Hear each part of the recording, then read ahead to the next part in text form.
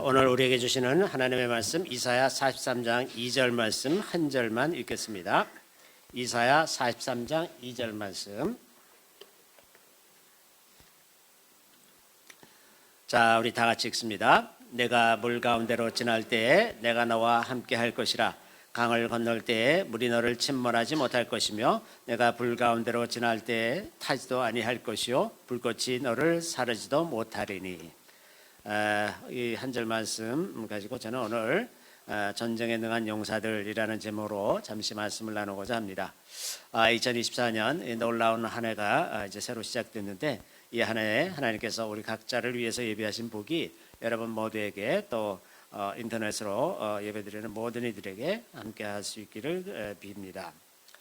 2024년은 굉장히 새로운 해, 지금까지 경험해보지 못한 새로운 해가 될 것이라고 생각이 됩니다. 뭐냐면 지난 수년 동안 역사는 큰 변화를 향해서 어떤 한 가지 목표를 향해서 여러 갈래로 움직여서 왔고 지금 이제 2024년에 그것들이 서로 부딪히고 크게 나타나고 폭발하듯이 그래서 어둠과 빛이 아주 강력하게 교차하는 그런 한 해가 될 것입니다.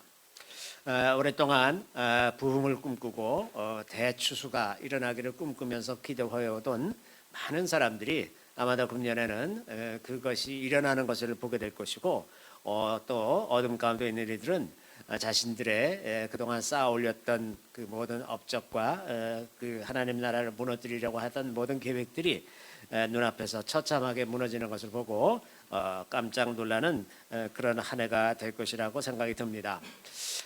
어떤 이는 근면을 가리켜서 그 큰 노출의 해, Great Exposure의 해라고 그래요.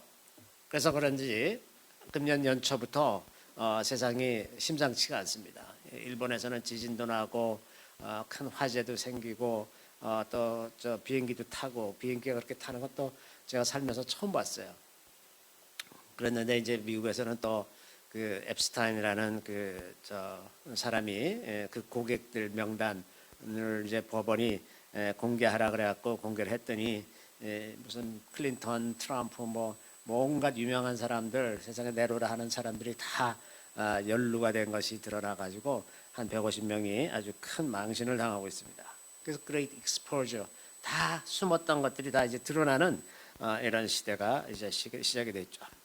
이 한 해는 아마도 빛의 자녀들에게는 아주 강력한 기름 부음이 임하게 될 것이고 반대로 하나님을 대적하는 세력들은 극렬하게 저항하면서 그들이 그동안 쌓아 올린 것을 지키려고 애를 쓸 것입니다. 그래서 큰 충돌이 일어날 수밖에 없죠. 그런데 빛이라고 하는 것은 굉장히 강력한 겁니다. 빛이 임하면 그냥 어둠이 저절로 물러가는 거예요. 그죠? 무슨 뭐 어둠을 쫓아내려고 애쓸 것도 없이 빛이라는 것은 그 존재 자체가 어둠을 몰아내는 그런 것이 있죠. 그래서 그 영광의 빛, 하나님이 비춰주시는 그 영광의 빛은 모든 불의와 불법을 다 낱낱이 드러내고 그것들이 물러가게 하는 그러한 속성을 가지고 있기 때문에 빛의 자녀가 일어난다고 하는 것은 세상이 새로운 세상으로 바뀐다는 것을 의미하는 것이죠. 자, 우리는 이 세상을 위한 빛과 소금으로 부르심을 받았죠. 그것이 이제 우리의 아주 분명한 정체성입니다. 소금이 그 맛을 잃으면 아무 쓸모가 없는 것처럼 또 빛도 빛을 밝혀서 어디에 구석에 숨겨놓는 것이 아니라 빛은 드러내기 위해서 비추는 것 아닙니까? 그래서 빛을 항상 등경 위에 둬서 많은 사람들에게 비추도록 그렇게 하는 것 아닙니까? 그래서 빛이라고 하는 것은 자기 자신을 위해서 드러내는 것이 아니라 다른 사람들이 그 빛을 보도록 드러내는 거죠. 그래서 숨어있는 빛은 아무런 소용이 없는 겁니다. 드러나는 빛만이 유익한 빛이 되는 거죠. 자, 그래서 오늘날 빛의 자녀들이 그동안에 빛으로 드러나지 못하고 숨어서 지내고 마치 그리스도인이라고 말하는 것이 그렇게 해서 불이익을 당할까 어떤 수치를 당할까 이렇게 전전긍긍하면서 살아왔던 그런 면이 없지 않아 있는 것 같습니다. 그런데 이렇게 어둠이 계속 깊어지고 사람들이 이제 그 진리를 듣지 못하게 되면 어떤 현상이 생겨나냐 하면 그 아모스가 기록하고 있는 것처럼 사람들이 이제 기갈에 빠지죠. 금년에 우리가 이제 이렇게 마이티 용사, 마이티 워리어스 이렇게 표를 잡았는데 아모스가 뭐라고 얘기하냐 하면 주 여호와의 말씀이니라 보라 날이 이를지라 내가 기근을 땅에 보내리니 양식이 없어 주림이 아니며 물이 없어 가람이 아니요 여호와의 말씀을 듣지 못한 기갈이라. 지금은 이 시대입니다. 여호와의 말씀에 기갈이 들렸어요. 사람들이 진리를 듣고 싶습니다. 아무리 자기네들이 자기가 좋아하고 어떤 방법으로든 뭐 어떤 타락한 방법으로 살아본들 거기서 궁극적인 만족을 얻을 수 없기 때문에 사람들에게는 하나님께서 심겨주신 하나님을 향한 씨앗 같은 것이 우리 마음 영혼 깊숙한 곳에 있어서 그것이 항상 어떤 갈증을 불러일으킵니다. 그것이 말씀에 대한 기갈이에요. 12절에 보면 사람이 이 바다에서 저 바다까지 북쪽에서 동쪽까지 비틀거리며 여호와의 말씀을 구하려고 돌아다녀도 얻지 못하리니 그날의 아름다운 처녀와 젊은 남자가 다 갈아여 쓰러지리라. 이 시대는 이런 시대입니다. 말씀을 듣지 못한 기갈이 말씀을 오랫동안 무시하고 교회를 멸시하고 이렇게 지나던 세월들이 이미 벌써 오래 지냈기 때문에 젊은 세대들 가운데 이 말씀에 대한 기갈이 있다고 생각이 듭니다. 지난주에 CGN TV 뉴스에서 나오는 걸 보니까 미국의 어느 대학에서 저녁 때 집회를 했는데 갑자기 300명이 넘는 사람들이 자기가 오늘 세례를 받으면 안 되겠습니까? 그래가지고 그 밤에 그 가장 인근에 있는 호수로 가가지고 300명이 다 세례를 받더라고요. 거기서 그 자리에서 그냥 침대를 받는 젊은 사람들이 말씀의 기갈이 들립니다. 왜? 사람은 하나님께서 지으실 때 하나님을 사모하는 그 씨앗을 우리 심령 깊숙한 곳에 심어 두셨기 때문에 정직한 사람이라면 그 안에서 일어나고 있는 갈망에 반응하지 않을 수가 없는 거예요. 그래서 지금은 말씀의 기갈인 그런 시대에 들어와 있는 거다 하는 겁니다. 그래서 아무리 하나님을 대적하는 세력들이 온갖 세계관을 바꾸고 사람들의 생각을 세뇌시키고 그 행동 양식을 바꾸려고 온갖 방법을 다 동원한다 하더라도 결국은 다시는 말씀으로 돌아가려고 하는 그런 욕구가 어느 때인가는 일어날 수밖에 없는데 지금이 바로 그때는 때라고 하는 겁니다. 그래서 이런 그 갈증이 하나님께서 그 갈증을 갑절이나 늘 일려주시면 이제 놀라운 부흥이 시작되는 거죠. 최근에 그 니카라과 남미의 니카라과에서는 그 니카라과 인구가 한 630만 명 정도 된다 그러는데 한 집회에 20만 명, 30만 명이 모인다 그래요. 어마어마하지 않습니까? 600만 명, 630만 명 인구에 30만 명이 한 번 집회에 모이는데 그 사진을 보니까 어마어마해요. 그 자리에서 굉장히 놀라운 치유와 축사가 일어나고 이런 일들이 지금 니카라과에서 이제 시작이 되고 있어요. 그래서 이렇게 놀라운 부흥이 이제 시작되는 이런 때인데, 근데 만약에 그 복음을 전하는 사람이 없으면 복음을 들을 기회가 없지 않겠습니까? 성경 로마서에 보면은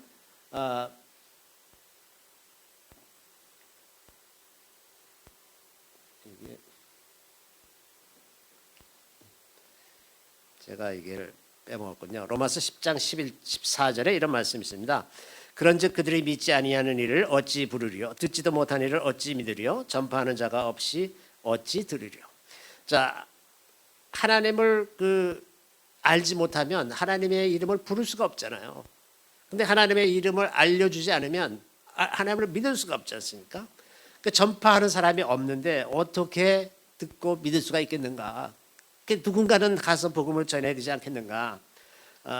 이런 상황인 거죠. 그런데 안타깝게도 오늘날 교회는 복음 전하는 일에 더 이상 큰 열정을 갖고 있지 않은 것 같이 그 열정이 다 식어버린 것 같은 느낌을 줍니다. 많은 그리스도인들이 지금 이대로가 좋고 나만 구원 얻으면 됐지 뭐 또 남들까지 그렇게까지 애쓸 거 없다라는 이런 생각을 가지고 사는 것이 아닌가 이런 생각이 듭니다.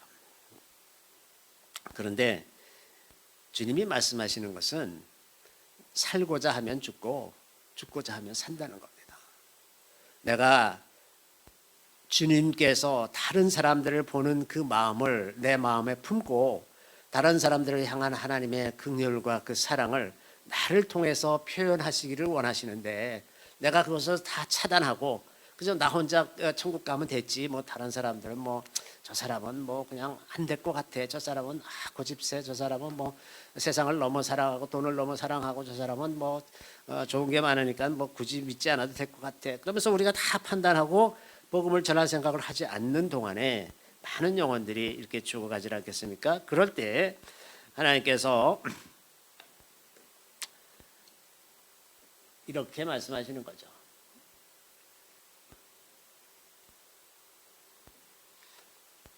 이 땅을 위하여 성을 쌓으며 성 무너진 데를 막아서서 나로 하여금 멸하지 못하게 할 사람을 내가 그 가운데서 찾다가 찾지 못하였으므로 이제 파수꾼을 세웠어요. 그래서 파수꾼이 이제 살펴보다가 적군이 오는 것을 봤어요. 그러면 적군이 온다고 가서 얘기를 해줘야 되잖아요. 얘기를 안 해줘. 그러면 하나님께서 어떻게 생각하실 거예요? 하나님께서는 다른 사람들이 그래서 죽게 되면 그 책임을 누구한테 묻느냐? 이 파수꾼한테 묻는다는 거죠. 왜 말을 안 해줬어? 말을 해서 피하게 해줬어야지. 그런 것처럼 먼저 복음을 깨닫고 그 진리를 알게 된 사람들이 그 진리를 이웃들에게 얘기해 주지 않으면 사람들이 어떻게 알겠냐 말이죠. 그러니까 당연히 이야기를 해줘야 그 사람들도 깨닫고 이제 복음으로 돌아갈 기회를 얻을 텐데 그렇게 하지 않으면 그 책임을 누구에게 묻느냐? 먼저 깨달은 자에게 묻는다는 거죠. 그것뿐만 아니라 한 성읍이 다 무너져 내리고 성이 무너져 내려서 아주 도시가 멸망하게 생겼는데 그것을 막아서서 다시 메꾸려는 사람이 하나도 없으면 결국은 다 그것 때문에 멸망을 당하고 그래서 이스라엘이 멸망당하고 남유다가 멸망을 당하는데 그 보고서도 그 무너지는 것을 보고서도 막아서지 않으면 그 책임이 누구한테 있겠느냐. 그것을 본 사람들이 책임을 져야 되지 않겠습니까? 그 말씀입니다. 그 무너지지 않도록 무너지는 걸 봤어요. 그러면 가서 무너지지 않도록 뭔가 대책을 세워야 되는데 무너지거나 말거나 다른 사람들 다 복음을 듣지 못하고 죽어가거나 말거나 뭐 나만 구원 얻으면 됐지 이렇게 생각하면 자기도 구원받지 못하고 같이 멸망한다는 거예요. 같이 멸망. 어쩌면 오늘날 교회는 세상을 두려워하는지도 모릅니다. 예수 믿는다는 사실을 드러내는 것을 참 좀 조심하고 잘 안 하죠. 불이익을 당할까 염려하고 수치를 당할까 두려워하고 그러죠. 그런데 사실 복음이 세상에서 환영을 받던 시대는 별로 없었습니다. 정말 별로 없습니다. 대개는 복음이라는 것은 원래부터 좋은 소식이 아니에요. 이름은 복음이지만 복음이 말하는 건 뭡니까? 자기를 부인하고 자기 십자가를 지고 나를 쫓으라 그러는데 누가 그런 복음을 좋아합니까? 복음을 좋아한다 그러면 뭔가 복음을 잘못 전하고 있는 거예요. 복음이 인기가 있을 리가 없어요. 자기의 인간의 본성을 거슬러서 이야기하는데 그 본성대로 살면 안 된다고 얘기하는데 그걸 그렇게 사람들이 좋아할까요? 좋아하지 않습니다. 원래 복음은 별로 환영받지 못하는 거예요. 그래서 예수님도 별로 환영받지 못했습니다. 심지어는 사람들이 예수님을 죽이기까지 한 것 아닙니까? 게다가 사탄이 그들의 이제 때가 얼마 남지 않은 것을 잘 알고 있는 이 시대이기 때문에 아주 극렬하게 저항을 하죠. 그래서 복음을 방해하고 그러는 시대에서 살고 있는데 이럴 때일수록 우리에게 필요한 것은 강력한 성령의 능력을 의지하는 것 이외에는 사탄을 이기면서 복음을 전할 방법이 없는 겁니다. 그래서 오늘날 이 사탄의 강한 저항을 뚫고 복음을 전하는 용사들이 필요한 거예요. 용사들이. 그렇지 않으면 복음을 전할 방법이 없죠. 그래서 오늘날 이 시대적인 부르심은 용사들로 세워지는 겁니다. 지금까지 없던 더 강력한 용사가, 전쟁에 능한 용사가 세워지는 것을 찾고 계시는 것이다 하는 겁니다.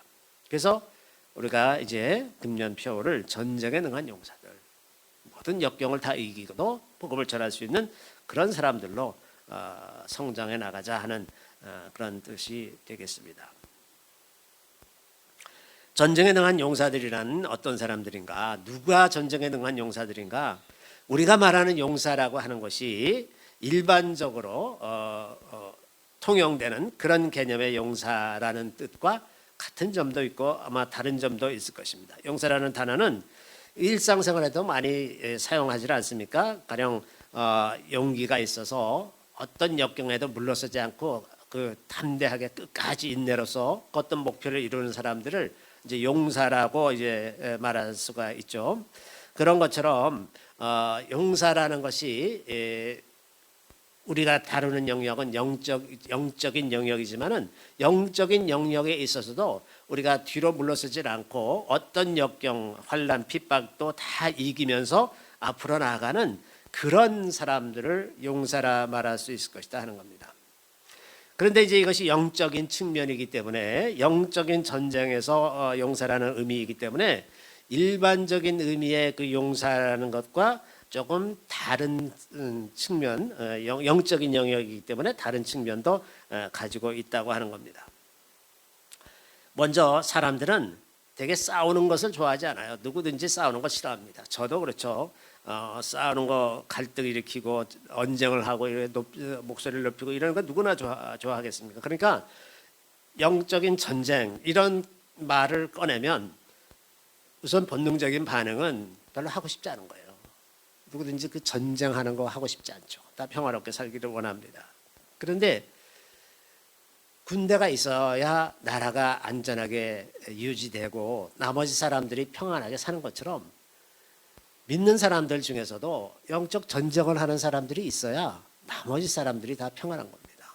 내가 전쟁을 하지 않으면 나부터 먼저 무너지고 나의 가족이 그 다음에 무너지고 교회와 나라가 다 무너지게 되는 거예요. 그래서 누가 전쟁을 하는 사람이 누군가는 있어야 된다고 하는 겁니다. 그리고 전쟁을 하는 사람들이라는 것이 이 영적인 전쟁을 하는 사람들은 다르게 표현하면 하나님의 말씀대로 사는 사람들입니다.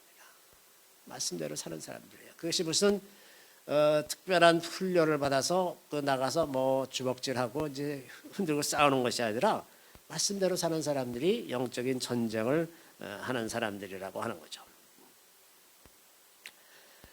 그래서 그 정적인 전쟁이 이제 우리가 피할 수 없는 우리의 그 부르심이 되는 것인데 이 영적인 전쟁이라는 것은 영적인 차원에서 이루어지는 거기 때문에 눈에 보이지도 않고 가시적인 성과가 이렇게 팍팍 드러나는 것도 아니기 때문에 이게 별로 사람들의 관심도 끌지 못하고 또 심지어는 오늘날 많은 그리스도인들이 영적인 세계가 있다는 사탄과 악한 영들이 있다는 사실조차도 모르는 사람들이 너무나 많습니다. 심지어는 그런 게 없다라고 말하고 하는 사람들도 많이 있어요.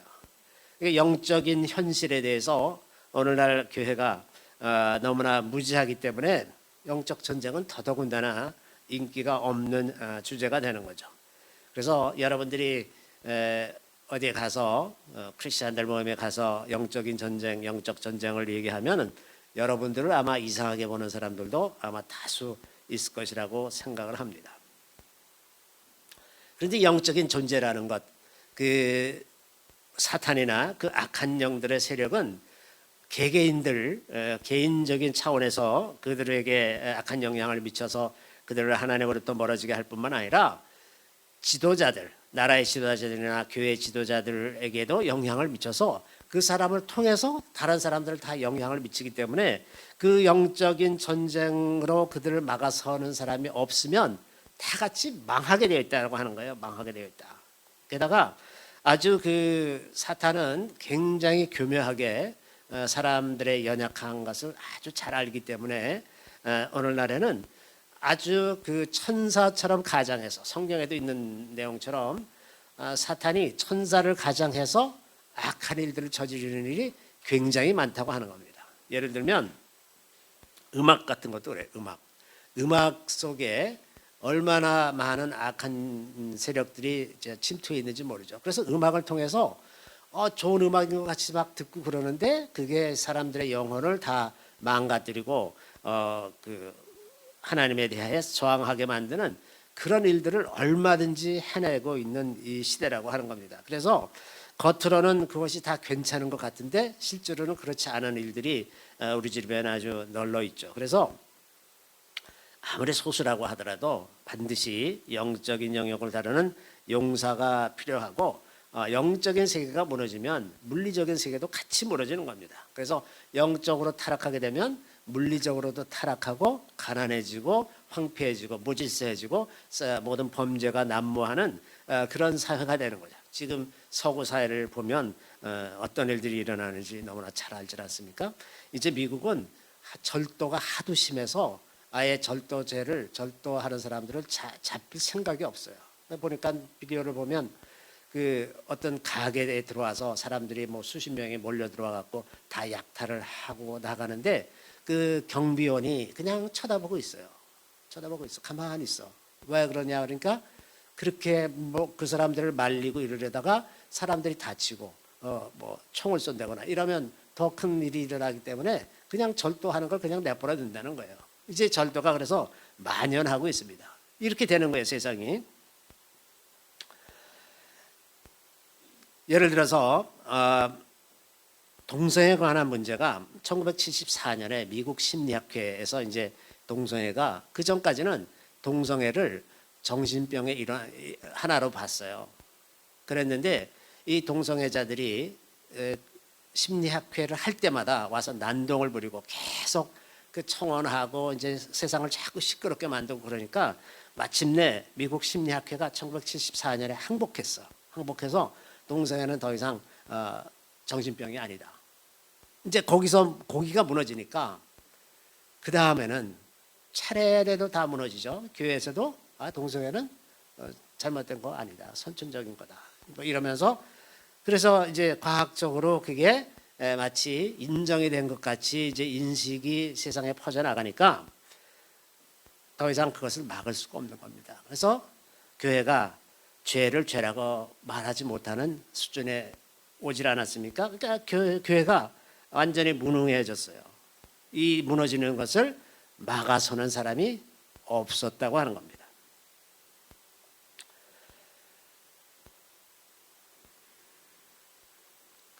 그래서 에스겔 33장 6절에 보면 그러나 칼이 임함을 파수꾼이 보고도 나팔을 불지 아니하며 백성에게 경고하지 아니하므로 그 중에 한 사람이 그 임하는 칼에 제거당하면 그는 자기 죄악으로 말미암아 제거되려니와 그 죄는 내가 파수꾼의 손에서 찾으리라. 이렇게 말씀하시는 거죠. 그죠? 그 막아서지 못하고 경고하지 못했기 때문에 결국은 그 화가 모두에게 다 미치는 그런 결과가 되었다고 하는 겁니다. 우리가 이런 사실을 깨달았다는 것 자체가 하나님의 선물입니다. 하나님의 선물. 그리고 거기에 부르심이 있는 거예요. 왜 깨닫게 해주셨나? 그거에 대해서 우리가 반응하기를 원하시는 거죠.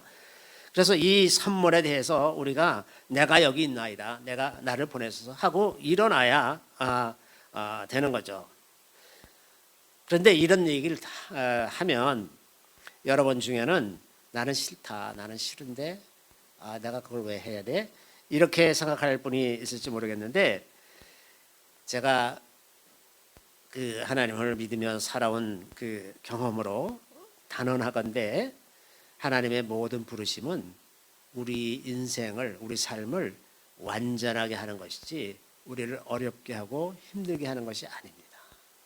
결코 그것이 아닙니다. 그래서 이것을 부담으로 받는 것은 우리가 하나님을 아직 신뢰하지 못하는 거예요. 그렇게 부르셨으면 기꺼이 가면 놀라운 삶을 살게 된다고 하는 겁니다. 자, 이 전쟁에 능한 용사들은 어떤 사람들이냐? 전쟁에 능한 용사들은 순종하는 사람들입니다. 순종하는 사람들. 이 공통점이 순종이에요. 가령 아브라함은 굉장히 겁이 많은 사람이어서 자기 아내를 여기 가서 자기 여동생이라고 그러고서 속이고 이제 자기가 죽을까봐 그렇게 겁이 많은 사람인데 자기 조카 롯이 이제 잡혀가고 그러니까는 그 자기 집안에 있는 사람들하고 이게 또 주변 사람들하고 동맹을 해가지고 318명을 데리고 가서 당대의 그 가장 강력한 군대였던 그돌라오멜 일행을 가서 쳐부시고 다 찾아왔어요. 이게 자기 힘으로 했겠습니까?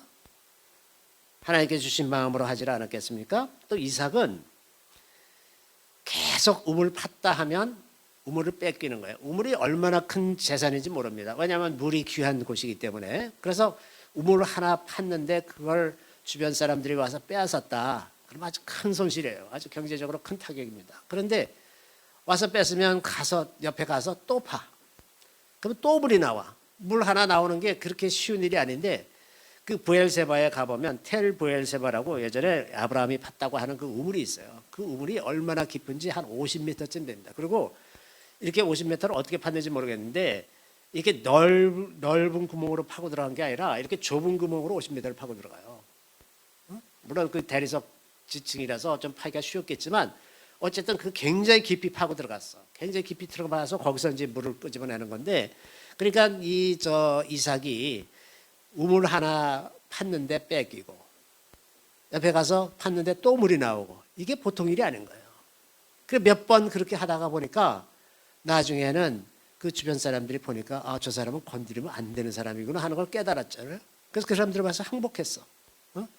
당신은 하나님과 함께하는 사람이니 우리를 괴롭히지 말아라. 항복한 거죠. 자, 이게 다양한 방법으로 이기는 겁니다.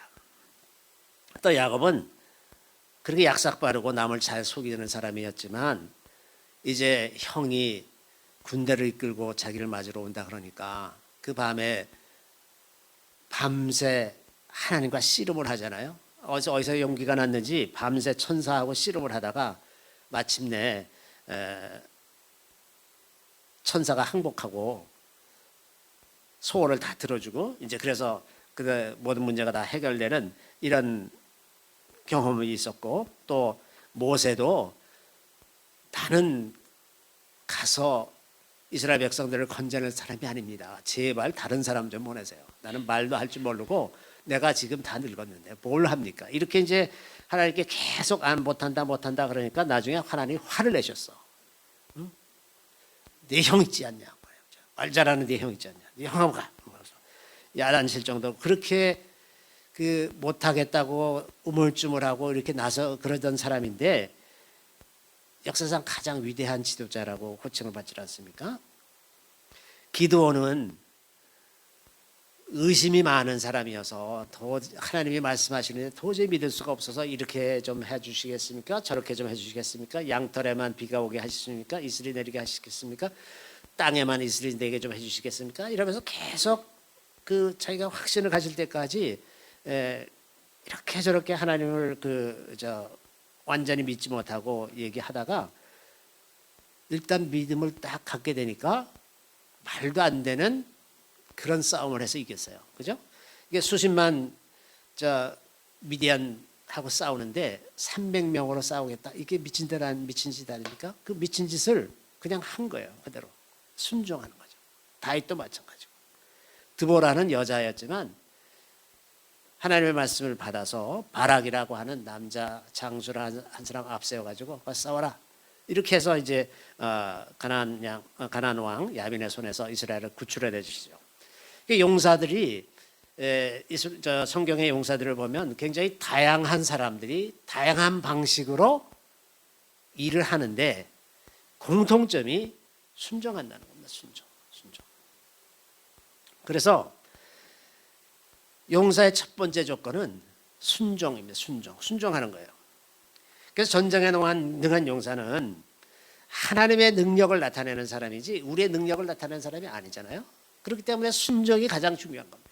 순종해야 하나님의 능력이 나타나는 거예요. 기드온처럼 모세처럼 순종해야 우리를 통해서 하나님의 능력이 나타나도록 하나님은 그렇게 일하시는 분이다 하는 겁니다. 그렇기 때문에 이제 순종이 절대적인 조건이에요. 그런데 순종하는 것이 이제 실제로는 쉽지 않죠.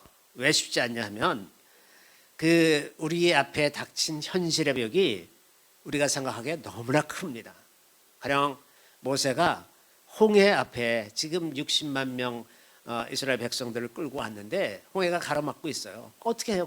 뒤에서는 이제 애굽 군대가 쫓아오고 이제 꼼짝없이 도간에 든 쥐같이 다 죽게 생겼는데 어떻게 모세가 홍해 바다를 가를 생각을 했겠습니까? 못하죠. 근데 하나님께서 뭘 나한테 그런 걸 부탁하냐? 너 손 들어. 손 들어라. 손 든다고 그게 될 거라고 생각을 할 수가 없잖아요, 상식적으로. 그런데 이 미친 짓 같으지만 손 들라 그러니까 손 들어. 손 들고 기도하니까 진짜 바다가 갈라지는 거예요. 그러니까 이 말이 안 되는 것 같은 하나님의 말씀, 도대체 우리의 상식과 경험으로는 이해할 수가 없는 그런 일들을 시키는데 그거를 신뢰하고 그냥 순종하는 겁니다.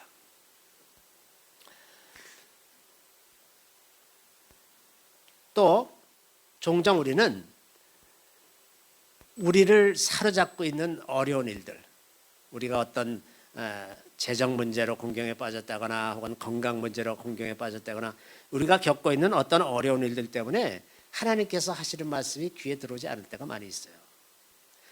그러니까 그렇게 다른 어떤 일들에 사로잡혀 있으면 우리가 순종하기가 참 어렵습니다. 내가 지금 이 처지인데 내가 가서 뭘 하겠습니까? 이렇게 생각하는 것이 더 앞서는 거죠. 그래서 순종을 다짐하는 것은 참 쉽지만 실제로 순종하는 것은 굉장히 어려운 일이죠. 왜? 핑계거리가 너무 많아. 순종하지 않을 핑계거리가 어떤 일이 탁 닥치고 나면 그 핑계거리가 쫙 나오죠. 머릿속에 막 생각이 나. 그냥 순식간에 다 하나님이 한 말씀 하시면 나는 100마디 할 수 있어. 안 되는 이유를 100마디 할 수 있어요. 그래서 우리가 순종하기가 어렵다고 하는 겁니다. 그렇기 때문에 우리가 어떤 환경에 있든지 어떤 역경을 거치고 있든지 또 어떤 말이 안 되는 말씀을 하시든지 순종하려면 믿음이 필요한 거예요. 믿음이 없으면 순종할 수가 없어요. 하나님을 신뢰하고 하나님의 말씀이 맞는다. 이걸 내가 삶에서 경험해서 그 말씀대로 하면 되더라. 이것이 내 몸에 체화되지 않으면 순종할 수가 없는 겁니다. 그래서 우리가 훈련이 필요한 거예요. 그 훈련을 기꺼이 받아야 우리가 점차 믿음의 용사로 전쟁에 능한 용사로 성장해 나갈 수 있다고 하는 겁니다. 그렇기 때문에 순종이라고 하는 것은 그 순종할 수 없는 환경 속에서 만들어지는 거예요. 그죠? 순종할 수 없는 환경이 있어야 순종의 훈련이 되는 겁니다. 그 아무것도 역경이 없는데 순종할 게 뭐 있습니까? 그냥 상식대로 하면 다 사라지는데, 근데 만약에 우리 삶 속에 내가 도저히 감당할 수 없는 어떤 장벽에 부딪힐 때 그때 비로소 우리에게 순종의 훈련이 시작되는 거예요. 그죠? 그래서 순종한다고 하는 것은 그냥 뇌가 없는, 그래서 무조건 그냥 하나님 말씀하시니까 무조건 다 따라하는 그런 문해충이 된다는 뜻이 아니라 그 자기의 본능적인 생각과 판단을 그걸 꺾는 거예요. 그게 없는 게 아니라 생각이 없고 판단이 없는 것이 아니라 그 생각을 꺾고 하나님의 말씀을 택하는 겁니다. 이것을 반복해서 훈련하는 거예요. 이게 반복해서 훈련해서 우리에게 완전히 체화되면 그러면 이제 순종의 훈련이 되는 거죠. 그래서 하나님을 더 잘 알아가게 되고 그것대로 순종을 했더니 삶이 형통하게 돼가는 것을 경험을 하게 되는 것이다 하는 겁니다. 또 다른 한 측면은 뭐냐 하면 자기를 신뢰해서 살다가 실패하는 것을 자꾸 경험을 하게 되죠. 그럴 때 저는 잘 그랬어요. 저는 뭘 했냐면 이거는 요거가 안 됐기 때문에 실패했어. 요거만 되면 될 거야. 그리고 다음엔 또 그걸로 해봐. 그 다음엔 또 이걸로 해봐. 그래갖고 내가 생각하는 방식으로 계속 끝까지 해보는 거예요. 이렇게 해보고 저렇게 해보고 저렇게 해보고. 근데 다 안 돼. 다 안 돼서 봐야 비로소 이게 내 지혜로는 안 되는 거구나. 이것을 깨닫게 된다는 겁니다. 그래서 자기 자신을 신뢰하는 것이 얼마나 부질없고 위험한 것인지 알아가는 과정도 동시에 진행이 되는 겁니다. 하나님을 신뢰하는 것과 나를 의지하지 않는 것, 이것이 동시에 성장하면서 하나님을 신뢰하고 순종하는 것이 알아가게 하는 것을 알아가게 되는 거다 하는 겁니다. 오늘 본문에 있는 말씀처럼 하나님은 순종하는 이들에게서 떠나지질 않습니다. 순종하는 사람들에게 하나님이 늘 함께 계세요. 그래서 순종을 통해서 하나님이 하시고자 하는 일들을 나타내신다 하는 겁니다.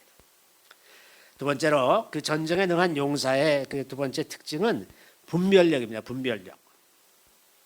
우리가 아무리 순종하고자 한다고 하더라도 모든 것이 그냥 순조롭게 되는 게 아닙니다. 왜냐하면 이 전쟁에서는 우리를 대적하는 세력이 있고 그 대적하는 세력의 핵심적인 능력이 뭐냐 하면 거짓말이에요. 거짓말.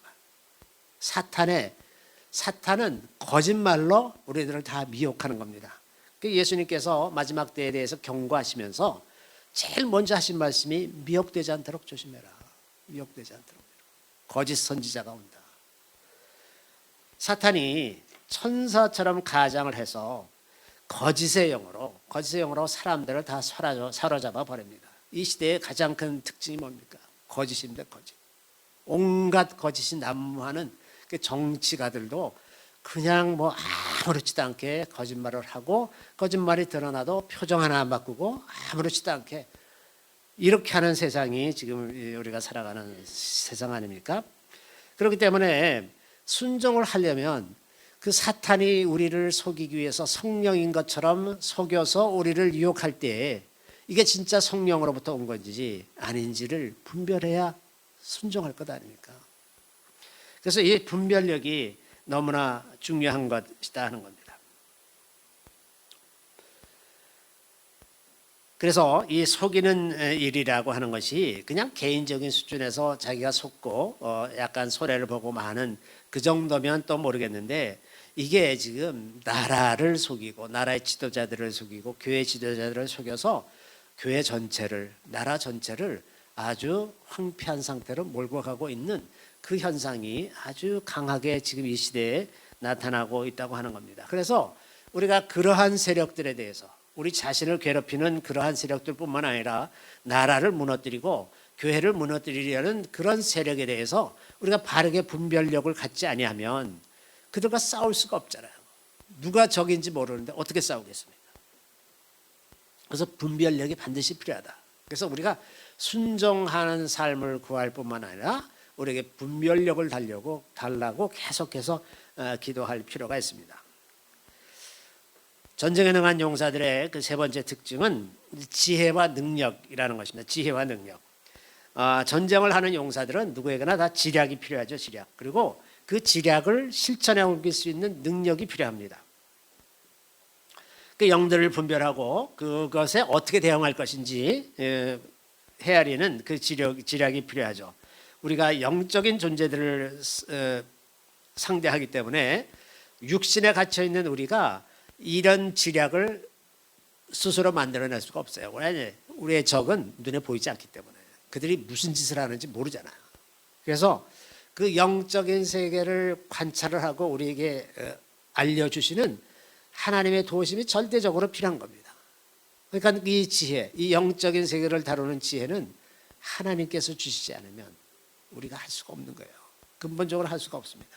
그래서 그렇게 하나님 주시는 지략과 능력으로 그 영적인 것들을 상대하고 우리 일상생활에서 또 일상생활뿐만 아니라 교회를 위해서 또 나라를 위해서 또 열방을 위해서도 기도하게 되는 것이라고 하는 겁니다. 하나님은 우리에게 약속하시기를 우리에게 지혜가 부족하면 주님께 구하라 그리하면 주시리라 이렇게 약속을 하셨어요. 야고보서 1장 5절에 보면 너희 중에 누구든지 지혜가 부족하거든 모든 사람에게 후히 주시고 꾸짖지 아니하시는 하나님께 구하라 그리하면 주시리라. 분명한 약속입니다. 이건 뭐 조건이 없어요. 여기 너희들이 뭐 내 말 잘 들으면 줄게 이런 조건이 없어요. 그냥 지혜가 부족하다 그러면 구하는 거예요.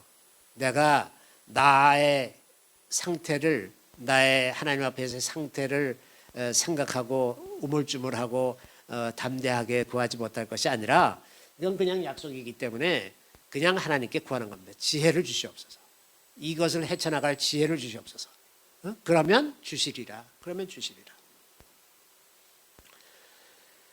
그 다음에 이제 그 지혜를 실천할 능력이 필요하지 않습니까? 그 능력에는 이제 영적인 능력도 물론 필요하죠. 뭐 귀신을 쫓아낸다거나 병을 치료한다거나 무슨 큰 기적을 행한다거나 이런 능력도 필요하고 또 그 사람들을 잘 이해하고 그들을 잘 이끌어갈 수 있는 그런 통찰력과 능력도 필요합니다. 그러니까 이런 일반적인 능력과 영적인 능력 이런 모든 것들이 우리에게 다 필요하다고 하는 거죠.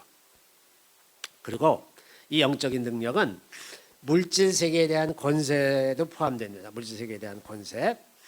그 전쟁을 하려면 때때로 우리에게 돈이 필요해요. 돈이. 그래서 가령 예를 들어서 가난하고 굶주린 이들에게 이제 복음을 전하는데 가서 그 먹을 거는 하나도 안 주고 너 예수 믿으면 잘 살게 되니까 걱정하지 마. 이 얘기 백날에 무슨 소용이 있습니까? 우선 배고파서 죽어가는 사람들한테 먹을 거 줘야죠. 그죠? 그럼 먹을 거 주기 위해서 우리에게 돈이 있어야 돼. 그래서 금년에는 재물을 위해서 좀 기도를 많이 했으면 좋겠어요. 재물을 위해서. 야고보서 2장 16절에 이런 말씀이 있죠. 너희 중에 누구든지 그에게 이르되 평안히 가라, 덥게 하라, 배부르게 하라 하며 그 몸에 쓸 것을 주지 아니하면 무슨 유익이 있으려?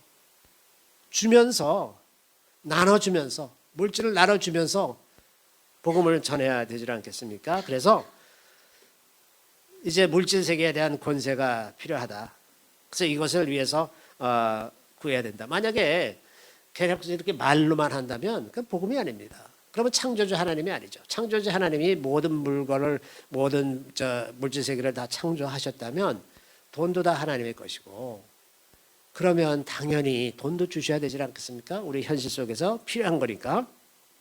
그래서 이게 돈을 구하라 그러면 마음 한쪽 구석에 이거 내가 내 욕심을 위해서 돈을 구하나 하는 그런 찝찝함 때문에 담대하게 못하는 성향이 있는데 담대한 마음을 가지고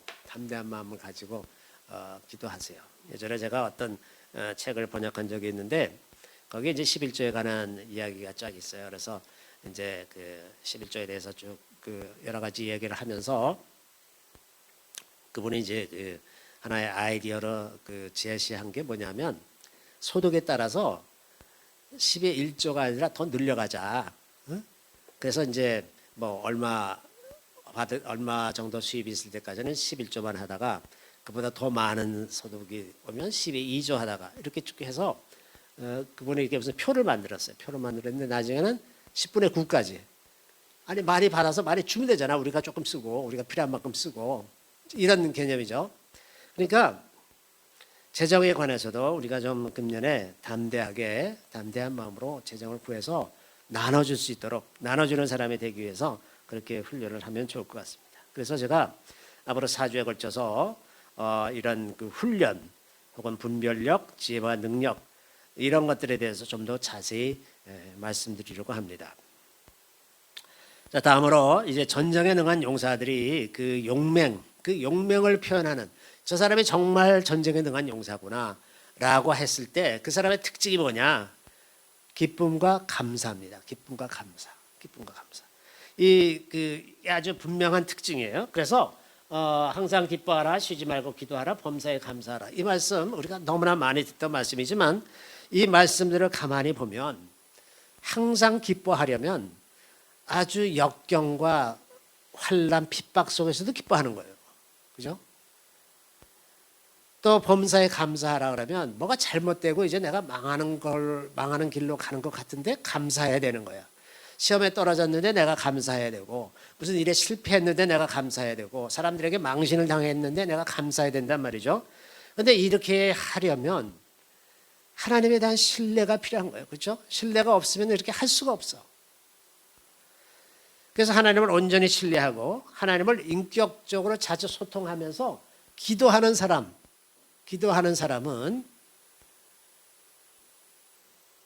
이런 사람을 이길 사탄의 방법이 없어요. 사탄이 어떻게 하더라도 이길 방법이 없어. 왜? 아무리 힘들고 어려운 일을 줘도 그냥 기뻐하고 감사하고 있으니 어떻게 무너뜨릴 방법이 없지 않습니까? 이렇게 용사죠.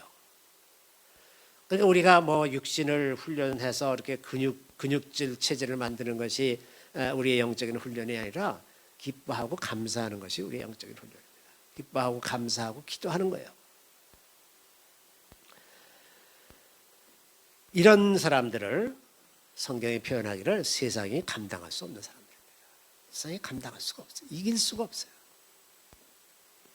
그 초대교회 때 많은 순교자들이 로마 원형 경기장에서 이제 사자밥이 되거나 혹은 불에 태워서 이렇게 죽을 때 사람들이 다 웃으면서 죽었대요. 웃으면서 기뻐하면서 죽었다 그래요. 그래서 오히려 그 사건들이 복음을 더 빨리 전하게 하는, 왜냐하면 많은 로마 시민들이 그 원형 경기장에 들어와서 쳐다보고 있는데 저 사람들은 죽는 게 완전히 달라. 완전히 기뻐하면서 좋아하면서 죽고 있으니 그걸 보고 다들 충격을 받아서 그래서 예수를 다 믿게 됐다는 거예요. 응? 이런 사람들을 세상이 감당하지 못하는 거죠. 자, 마지막으로 이 전쟁에 능한 용사들이라는 것은 보통 전쟁을 할 때 분노로 전쟁을 합니다. 그죠? 아주 분노와 적개심을 가지고 총을 여기저기 막 쏴대면서 전쟁을 하는 건데, 전쟁에 능한 용사들이 싸우는 방식은 사랑으로 하는 겁니다. 사랑으로 전쟁하는 거예요. 사랑은 원수를 이기는 가장 강력한 힘입니다. 주님께서 왼뺨을 치면 오른뺨도 돌려주고 오리를 가고자 하면 심리를 같이 가지고, 이게 이기는 방법이라는 거예요. 이게. 그 전쟁에 능한 용사들이 사랑으로 기도하는 것이고, 그 믿음의 기도가 역사하는 힘이 크다고 하지 않습니까? 그래서 이런 하나님의 능력이 사랑을 통해서, 사랑과 우리의 믿음을 통해서 놀라운 일들을 이제 이루어 가신다고 하는 거죠. 오늘 본문에 물 가운데로 지날 때에도 물이 우리를 해치지 못하고, 불 가운데로 지날 때에도 불이 우리를 상하지 못하게 하는 이 양쪽 측면이 다 있는 거죠. 이 물 얘기하는 거는 우리에게 홍해나 혹은 요단강을 건너는 그 장면을 연상하게 하죠. 이 이야기를 이사야가 했을 때 사람들이 당연히 홍해 바다를 건너는 일들을 상기할 것이고 요단강을 건너는 일들을 상기할 것 아닙니까? 그때 우리가 아무 일 없이 홍해 바다를 건넜던 그것을 생각나게 할 것입니다. 그런 것처럼 우리 삶 속에서 이 장벽, 홍해 바다와 같은 장벽을 만났을 때 하나님께서 그것을 열어가 주신다는 것을 우리가 기억하는 겁니다. 또 다니엘의 세 친구들이 불구덩이에 빠졌는데 거기서 온전하게 살아남은 그 이야기를 우리가 기억하고 있지 않습니까? 그 불구덩이 같은 시험 속에서 하나님께서 우리를 건지신다는 것을 기억하는 겁니다. 그래서 물을 지나건 불을 지나건 사람들이 싸울 때 물불을 가리지 않는다 그러잖아요. 이게 물과 불이죠. 물이 와도 불이 와도 끄떡없이 좌절하지 않고 낙심하지 않고 계속해서 믿음으로 가는 그것이 용사가 아니겠는가. 제가 참으로 전쟁에 능한 용사들이라는 표어를 정하고 나서 이 해당하는 성경 말씀이 무엇일까 하고 이제 고민을 많이 했어요. 그래서 이제 성경을 많이 찾아보고 그랬는데 생각이 안 나. 도저히 뭐가 딱 떨어지지가 않아요.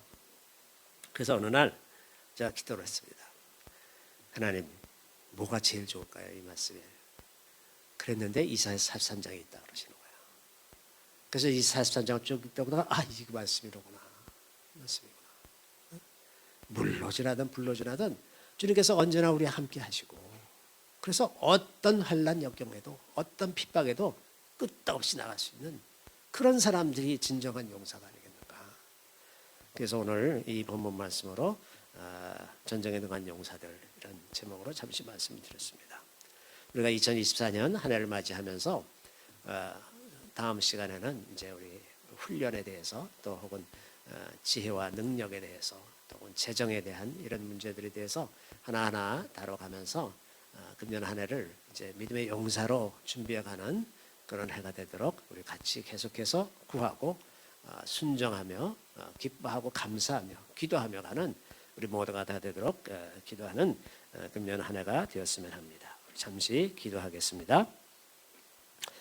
할렐루야. 우리 주님을 찬양합니다. 우리 주님의 놀라운 은혜로 주님께 새해를 향하실 2024년을 맞이하게 하시는 것을 주님 감사드립니다. 이 하나에 주님께서 베풀어 주실 놀라운 은혜들과 주님께서 나타내실 그 영광의 아름다움을 바라보며 우리가 소망으로 넘쳐납니다. 주님, 이 한 해 우리가 다 믿음의 용사들로 성장해 나가기를 구합니다. 주님, 온전한 순종을 이루어서 주님 어떤 역경 환난 가운데서도 기뻐하고 감사하며 오직 주님을 신뢰하고 의지하며 주님께 구하면서 나아가는 이 한 해가 되기를 구합니다. 이 한 해를 지내면서 우리의 믿음이 이제 반석 위에 서게 하여 주시고 주님, 어떤 환경에서도 주님의 마음을 품고 많은 죽어가는 영혼들에게 어두운 가운데서 헤매고 있는 많은 영혼들에게 복음을 전하는 저희들이 다 되게 하여 주시기를 간절히 바라고 원합니다. 금년 한 해 우리가 이렇게 살기를 원합니다. 주님, 금년 한 해 저희들에게 복을 주셔서 필요한 모든 것을 넉넉하게 부어주시고 우리를 통해서 많은 어려운 이웃들에게 이제 물질도 함께 나눠주고 복음도 나누어주고 그래서 하나님의 나라가 이 땅에 풍성하게 임하는 것을 증거하는 모든 증인들이 다 되게 하여 주시기를 간절히 바라고 원합니다. 우리 주님을 찬양합니다. 주님 감사하옵고 예수 그리스도의 이름으로 기도드립니다. 아멘.